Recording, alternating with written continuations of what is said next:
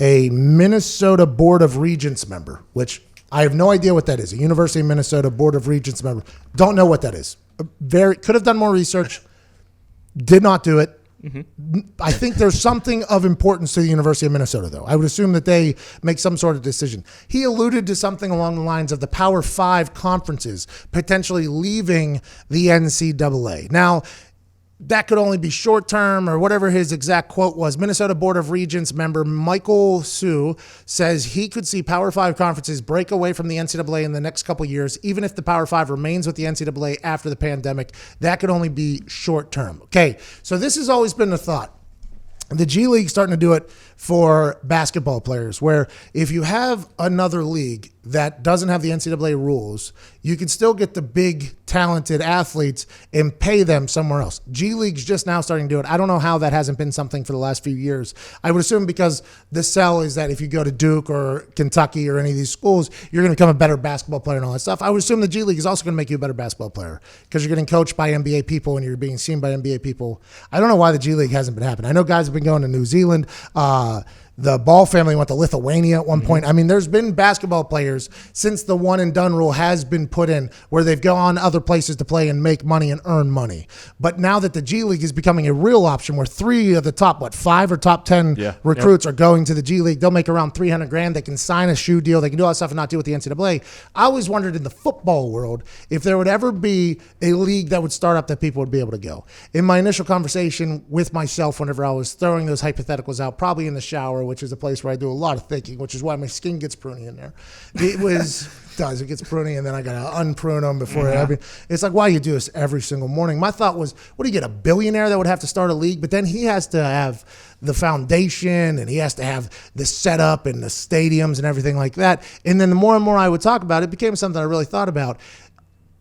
It would have to be the schools just saying, enough, we're not doing the NCAA anymore. We're just going to become a business whenever it comes to our football. They can still run their school. They can still run their university. Mm-hmm. They just have a whatever professional football team happening and basketball team if they want to have that. They just operate as a business as opposed to an NCAA-run team or legislative team. That would be the only way it would have success. That would be because they have stadiums. They already have coaches. They have facilities. They have access to the players and recruiting. They have the money. That would be the only way it would work. Would they ever do it, though? Because you would have to get enough people that would want to leave that would make it worth it and make the league survive. You would have to be able to do that. You'd have to have schools that are big enough to get TV deals so you can pay these people. But if they ran it right and all the powerful schools went out and did it, I think you could see a high school, this thing, NFL type thing. I really believe that is the case. I think you could do it. So they leave the NCAA and then they probably don't bring all the sports, right?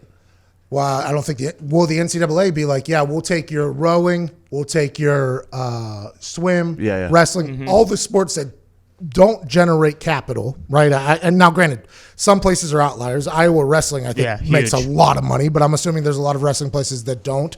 But that's just one of those things. Will the NCAA feel obligated, because their thing is we take care of the student athlete, if they're only offered a few of the sports? Will the NCAA be willing to take that if they're losing out on the football team or the basketball team or the women's basketball team in certain places that make, like, would they?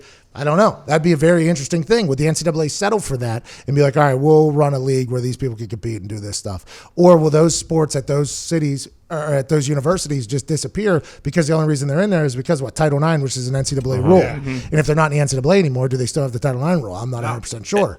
Does that make other schools, by the way, better at those other sports that could potentially make, I don't know. And then the schools will only do this if they think they can make more money away from the NCAA, correct? And with the NCAA's rules on not paying athletes and now only paying them for likeness, like, would they leave the NCAA and go do their own thing where they potentially have to pay the athletes and then they don't make as much money? I think the coaches potentially, and now this is speaking for a guy that we didn't even know existed before this. Like, this guy is not PJ Fleck. This guy is not their athletic director. This is a board of regents, whatever that means. Regents are responsible for the general supervision of all educational activities within the state. Okay.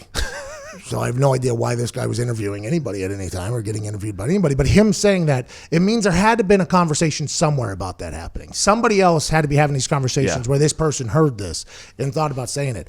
I don't know. I have no idea how it would work. I have no clue how that would work. I'd be intrigued to see how it would work. I think it would be awesome, but I don't know how it would work. Do you think there would still be conference affiliation with this, or they would just randomize No, the it'd be a league. schedules of all the teams that went and did it? It'd be its own league, yeah. It'd be its own whatever they call it. I'm sure there would be conferences or whatever, but it wouldn't be the Completely SEC or new whatever. realignment. Yeah, it would be. Because, by the way, most of the SEC schools that are good would go. Yes. Yeah, most. Texas would go, USC, these schools, Oregon would probably go. There'd probably be like all the schools that have enough money to self-sufficient. Like Nike, right? Anybody that has big boosters could probably go because they could probably afford to. A lot of teams in the Big Ten would go. But yeah, that's what. And if they made their own league and it was just two leagues, an East and a West, or a North and a South, or whatever the hell they were to do, or split it into divisions like the NFL, I mean, that would be interesting to watch. Now, granted, that would mean, they'd probably pay the basketball guys too then. Yeah. Well, and then what happens with March Madness? Do they make their own March Madness? Because all those teams are not in the. Yeah, they make their playoffs. March Madness. Yeah. The NCAA, the losers in this entire thing, Yeah. would be Turner, right? Because they own the March Madness rights, which is massive. I mean, it's on True TV, and like people are watching these basketball teams that I've never heard of, didn't know they exist. I'm watching it. They would lose unless they somehow got the basketball rights from it. The NCAA would lose. ESPN has the national championship in football. They also have a weekly slate of 15 college football games. Yeah. So all of those deals would have to get renegotiated with wherever.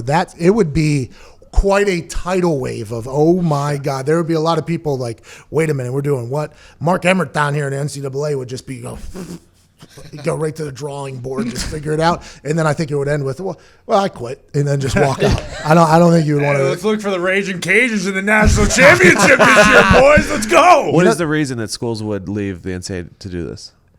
I assume that if you want to, because some schools are harder to get into. NCAA has like a lot of academic things that you have to live up to, but they might have a lot of money. They might be a good team. Maybe they're sick of their people getting suspended. Maybe they're sick of trying to hide that they have to pay these players to get there.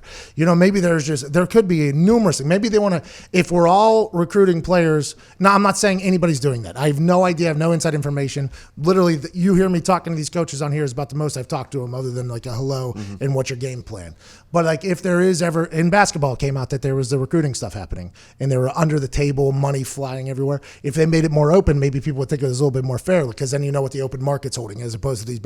There's a lot of reasons why people would be like, our sports, it'd be much easier to run, sleep at night, and compete if we were able to know what everybody else was doing, as opposed to it being backdoor deals happening and things like that. That would be the only. Yeah. And also, you get to run your own business and your own team and your own promotions, and you get to schedule and do whatever you want to do.